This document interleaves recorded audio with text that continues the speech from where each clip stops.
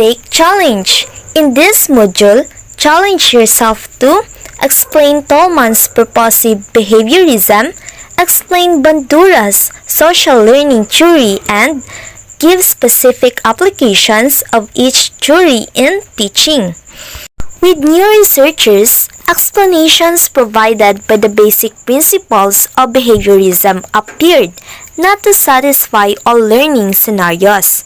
New theories came into view which maintained some of the behaviorist concepts but excluded others, and added new ideas which later came to be associated with the cognitive views of learning. The non-behaviorists then were a transitional group bridging the gap between behaviorism and cognitive theories of learning. Do you know that there are two theories reflecting Neo-Behaviorism that stands out?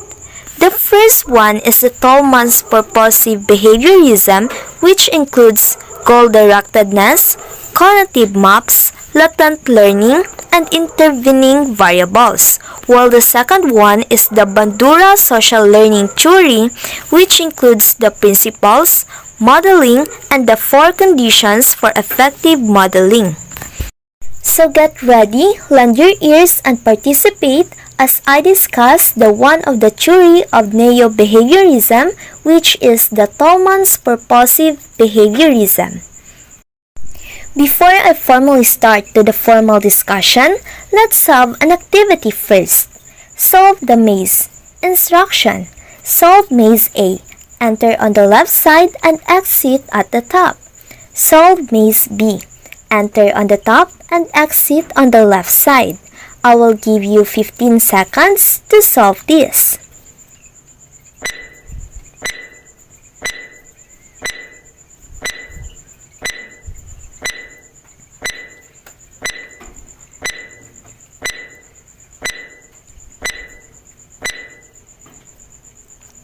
Okay, thank you for your participation, and I know all of you got an idea on how to enter and exit to the two mazes. So do you know that usually people who work on maze activity, which you just did, would say they found the second maze easier? This is because they saw that the two mazes were identical o magkakapareho lang, except sa entrance at exit point na naka-reverse o nakabaliktad. So, meaning to say, their experience in doing maze A helped them answer maze B a lot easier. Kasi nga, sa maze A, dito nagaganap ang trial and error sa pag-solve. Habang sa maze B naman, mayroon ka ng ideya mula sa maze A, kaya mapapadali mo na lang itong isolve. People create mental maps of things they perceive. This mental help them respond to other things or tasks later, especially if they see similarity.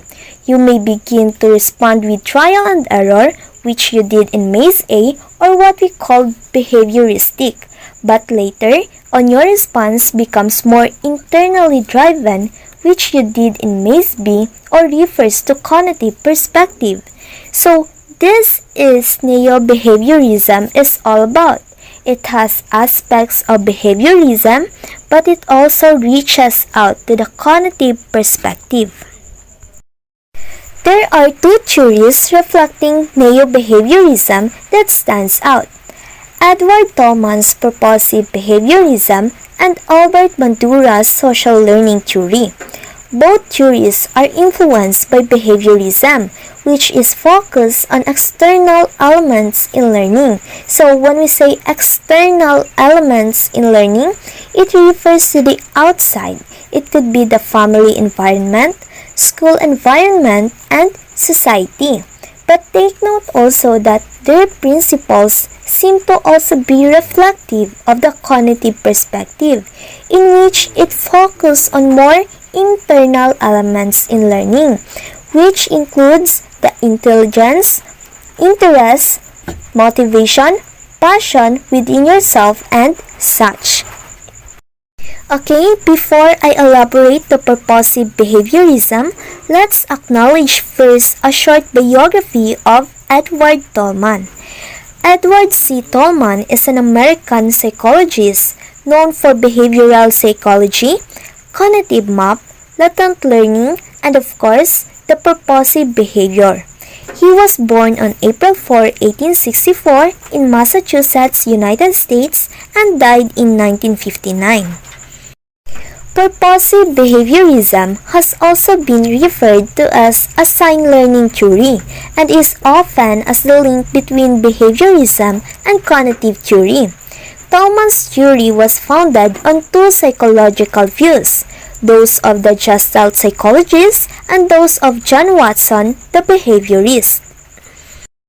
Tolman believed that learning is a cognitive process, which means learning involves forming and obtaining knowledge about the environment and then revealing the knowledge through purposeful and goal-directed behavior. Tolman stated in his theory that an organism learns by pursuing signs to a goal o natututo ang isang organismo sa pamamagitan ng pagsunod sa mga palatandaan sa isang layunin. He stressed the organized aspect of learning, the stimuli or the mazes or the representing objects which are allowed in are not connected by just simple one-to-one switches to the outgoing responses. Rather, the incoming impulses are usually worked over and elaborated in the central control room into a tentative cognitive-like map of the environment. And it is this tentative map indicating routes and paths and environmental relationships which finally determines what responses, if any, the animal will finally make. So, to make it clear, the stimuli or the mazes or the representing objects is not like simple response, na kung saan ang pansamantalang mapa ay nagsasaad ng mga ruta, landas at mga relasyon sa kapaligiran na tumutukoy kung anong tugon na siyang gagawin ng hayop. Tolman's form of behaviorism stressed the relationships between stimuli or the maze rather than stimulus response or reaching the end of the maze. Tolman said that the new stimulus or the sign becomes associated with already meaningful stimuli or the significate through a series of pairings. There was no need for reinforcement in order to establish learning. So when we say reinforcement, it is a reward. In connection to your maze activity, the new stimulus sign maze B become associated with already meaningful stimuli, the significate maze A. So that's why there is no need reinforcement or any reward because you already formulated a cognitive map in your mind from maze A. When we say cognitive map, it stands for creating image of environment in your mind. You have already an idea to solve from maze A, so that's why with or without reinforcement or reward, you can make it to the maze B because you already establish a cognitive map or have a learnings to pass the maze. So you may have connected the two stimuli, maze A and maze B, and use your knowledge and experience in maze A to learn to respond to maze B. Here are the Tolman's key concepts. So the first one is, learning is always purposive and goal-directed. Tolman asserted that learning is always purposive and goal-directed. He held the notion that an organism acted or responded for some adaptive purpose. He believed that individuals do more than merely respond to stimuli or sign, in which they act on beliefs, attitudes, changing conditions, and they strive well towards goals. Tolman saw behavior as holistic, purposive, and cognitive. To make it more understandable and clear, I've formulated an example. In connection to the school matters, the teacher announces to her students that they will having an examination on the next day. The students study well all of their lesson because they have a purpose to have a high score. They strive towards goal because they want to have a better grades. So it is concisely stated that without purpose and goal directed, there will be no learning. So the second key concept is cognitive maps in rats. One of Tolman's work, which is cognitive maps in rats, considered as his famous experiment, and by this, I will give you the summary of his experiment. One group of rats was placed at random starting location in a maze, but the food was already in the same location. Another group of rats had the food placed in different location, which always required exactly the same pattern of turns from their starting location. So, according to his experiment, the group that had the food in the same location performed much better than the other group, supposedly demonstrating that they had learned the location mismo rather than a specific sequence of turns. So there are 17 days that Tolman completed this experiment. From days 1 to 10, the rats that has the same location of food formed cognitive map, and for days 11 to 17, they had already an idea to the location of the food, so that's why they easily passed the maze.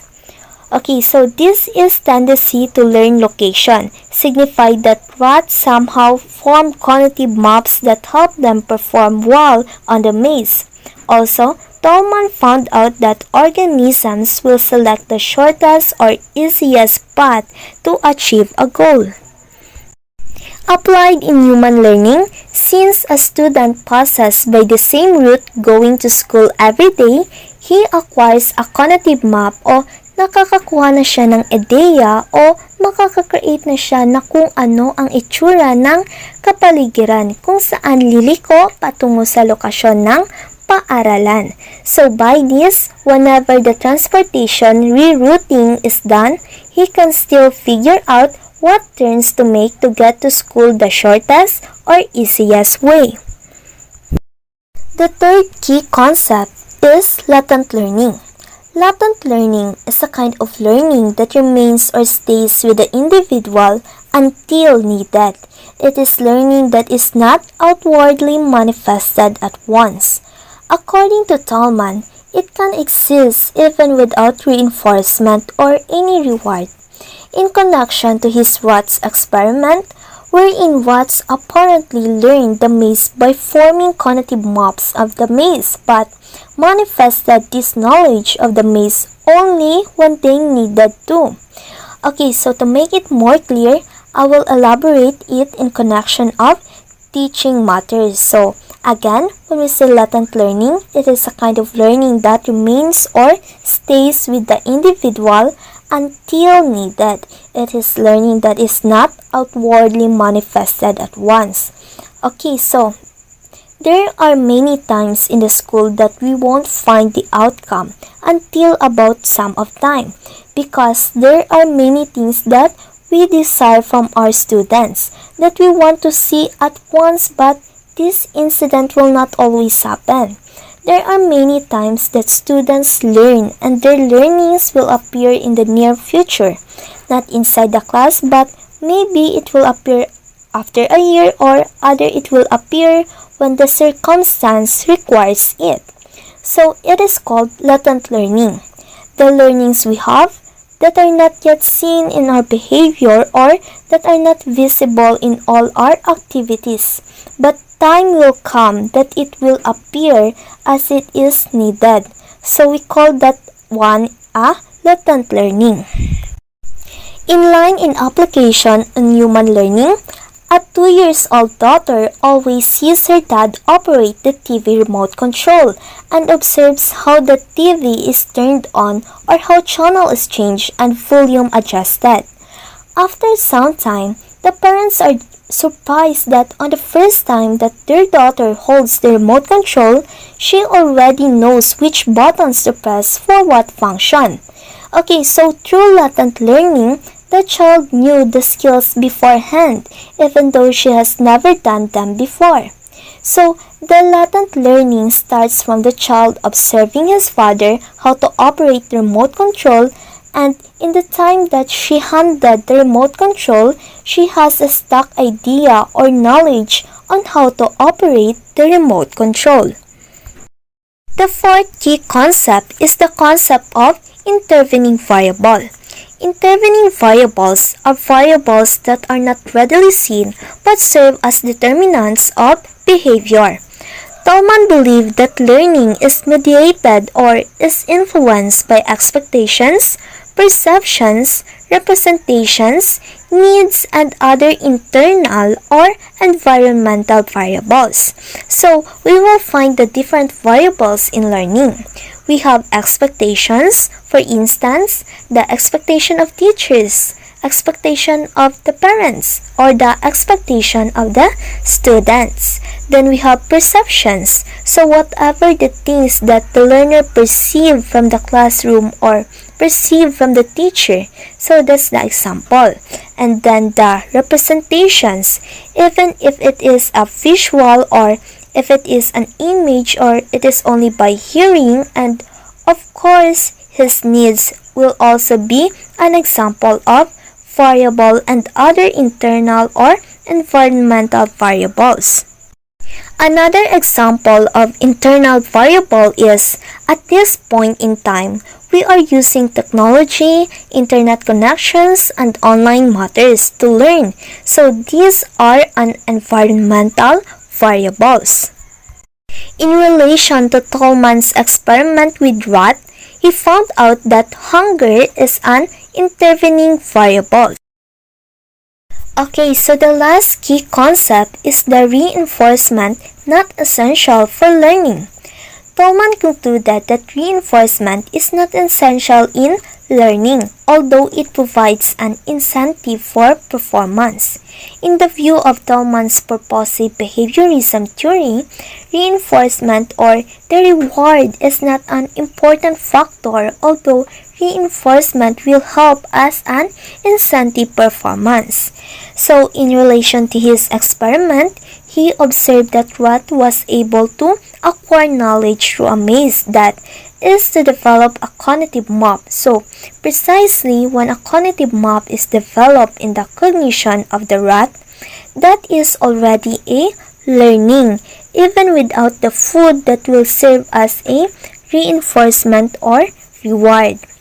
Okay, so another example in connection to teaching matters, the teacher will conduct a quiz and promise to his students that whoever got a perfect score will have a slice of cake as a reward. So students learn even without the reinforcement or the slice of cake because at the time they study their lesson and develop a cognition in their mind, they already have a learnings gained. Okay, so those are the key concepts of Tolman's purposive behaviorism. Again, those are the learnings is always purposive and goal-directed, the cognitive maps in rats, the latent learning, the concept of intervening variable, and the reinforcement is not essential for learning. Okay, that's the end of my report. The next reporter will going to discuss the other theory that reflects on Neo-Behaviorism, which is the Albert Bandura's social learning theory.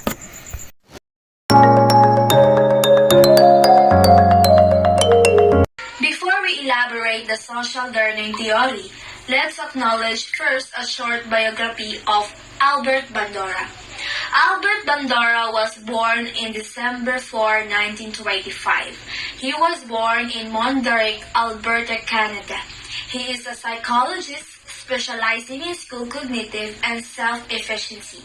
He is the most famous for his social learning theory. Social learning theory focuses on the learning that occurs within a social context.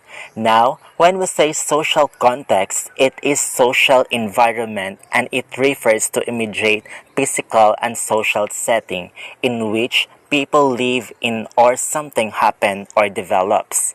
It includes the culture that the individual educated or lives in. So it considers that people learn from one another, including such as concepts of observational learning, imitation, and modeling. Now, having said that, let me explain this. Three concepts of learning. Observational learning is a major component of Albert Bandura's social learning theory. This method of learning consists of observing another individual's behavior, attitudes, or emotional expressions. Now, let's talk about children and set them as an example since all of us are dreaming to become a teachers. A child learns to walk and a child learns to play while watching others. So meaning they are observant. These children learn from one another. Imitation is not far from observation, learning. In fact, they have a very close meaning or explanation. Imitation is the action of using someone of something as a model. For instance, a child begins to talk while repeating the older.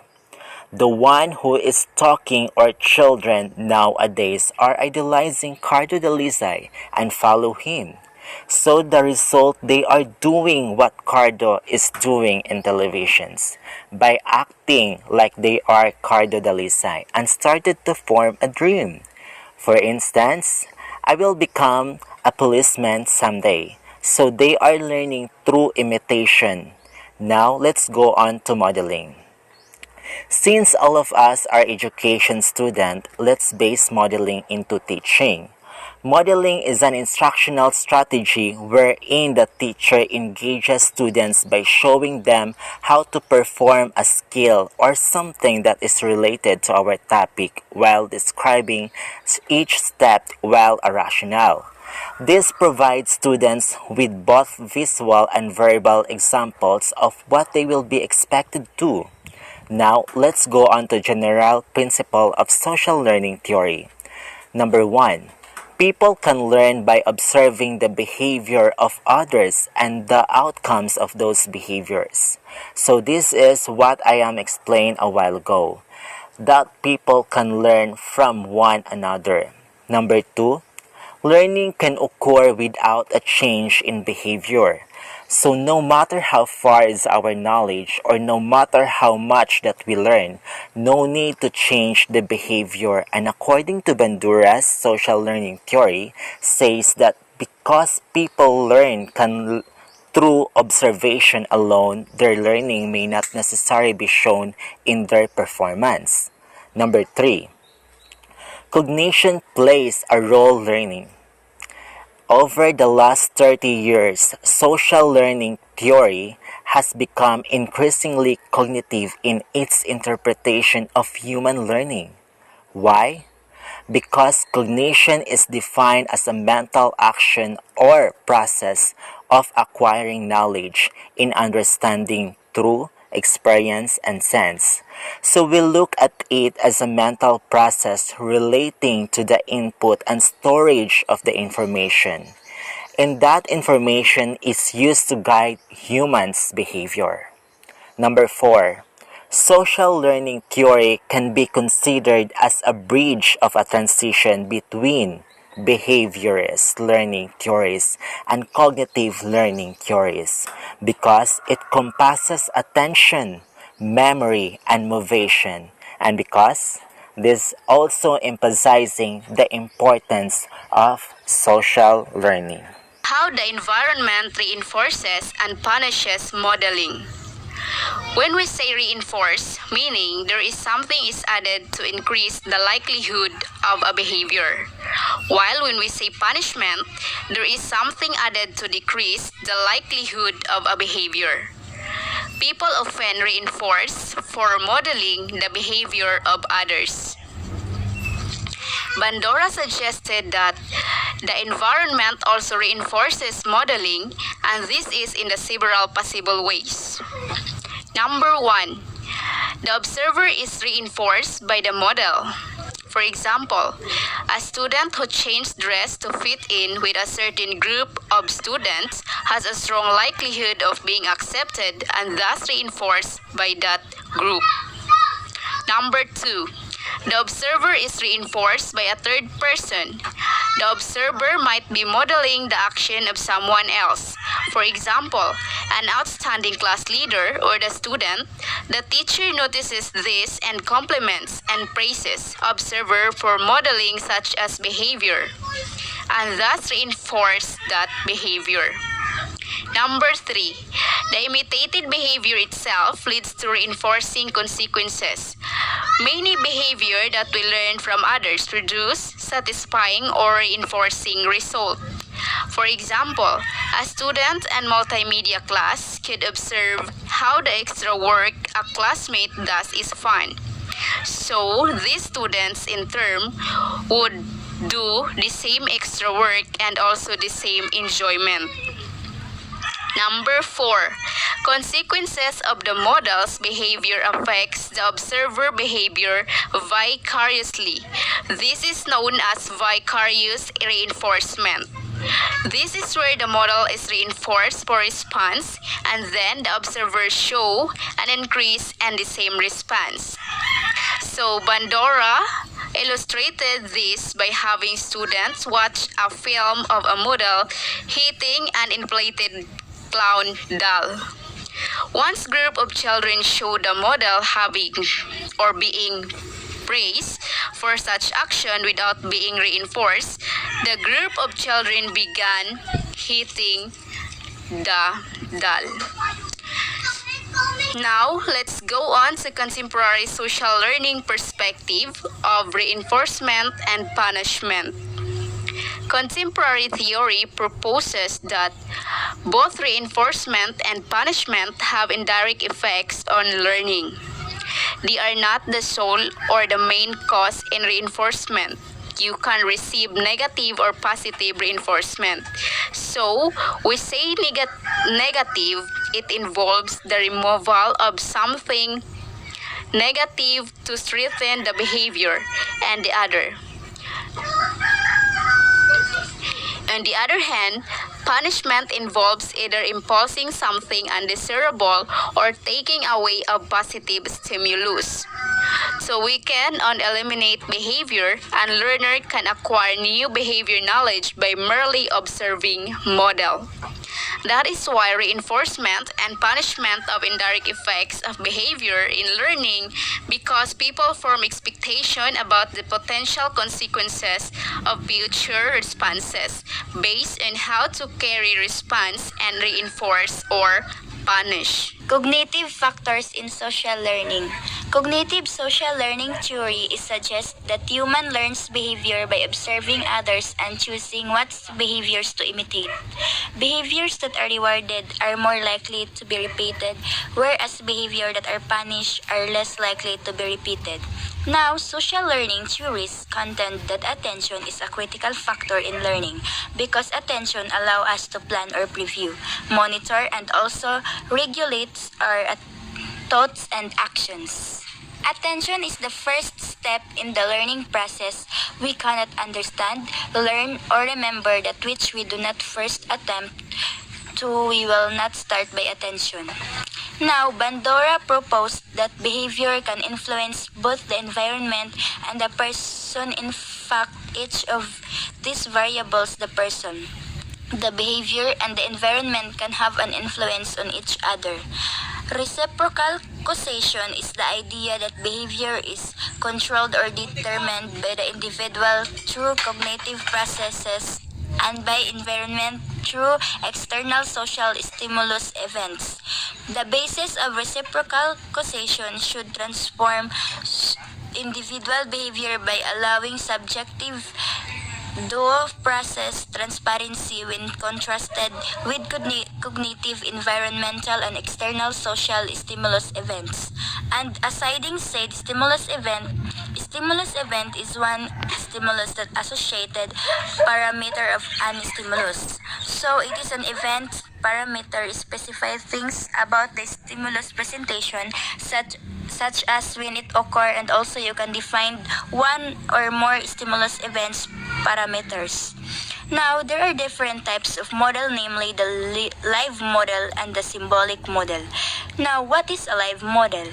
Live models involves in action, individual demonstrating or acting out behavior. For example, a boy named Ben stood up on his surfboard so that a girl named Julian could see how he did it.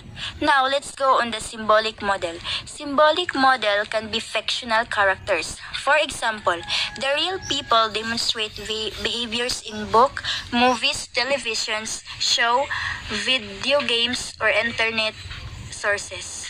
Behaviors that can be learned through modeling. Many behaviors can be learned at least partly through modeling. Examples that can be cited is our student can watch parents read. Students can watch the demonstration of mathematics problems or see someone act bravely in a fearful situation. And aggression can be learned through models. Research indicates that children become more aggressive when they observe aggressive or violent models. Moral thinking and moral behavior are influenced by observation and modeling. This includes moral judgments regarding right and wrong, which can in part develop through modeling. Now let's go to conditions necessary for effective modeling to occur. Bandura mentioned 4 conditions that are necessary before an individual can successfully model the behavior of someone else. Okay, number 1 is the attention. The person must first pay attention to the model. Number 2 is the retention. The observer must be able to remember the behavior that has been observed. One way of increasing this is using the technique of rehearsal. Number 3 is the motor reproduction. The third condition is the ability to replicate the behavior that the model has just demonstrated. This means that the observer has to be able to replicate the action, which could be the problem of learner who is not ready developmentally to replicate the action. For example, the old children have difficulty doing complex physical motion. And number 4 is motivation. The final necessary ingredient modeling to occur is motivation. Learners must want to demonstrate what they have learned. Remember that since these 4 conditions vary among individuals, different people will reproduce the same behavior differently. Now let's go on the effects of modeling on behavior. Number 1, modeling teaches new behavior. Number 2, modeling influences the frequency of previously learned behaviors. And number 3, modeling increases the frequency of similar behavior. For example, a student might see a friend excel in basketball, and he tries to excel on football because he is not tall enough for basketball. So these are what we had noticed in our discussion. Now let's go to educational implication of social learning theory. Social learning theory has numerous implications for classroom use. Number 1 is students often learn a great deal simply observing other people. Number 2, describing the consequences of behavior can effectively increase the appropriate behaviors and decrease inappropriate ones. This can involve discussing with learners about the rewards and consequences of various behavior. Number 3, modeling provides an alternative to shaping for teaching new behaviors instead of using shaping, which is apparent conditioning. Modeling can provide a faster, more efficient means for teaching new behavior. To provide effective modeling, a teacher must make sure that the 4 essential conditions exist: the attention, retention, motor reproduction, and the motivation.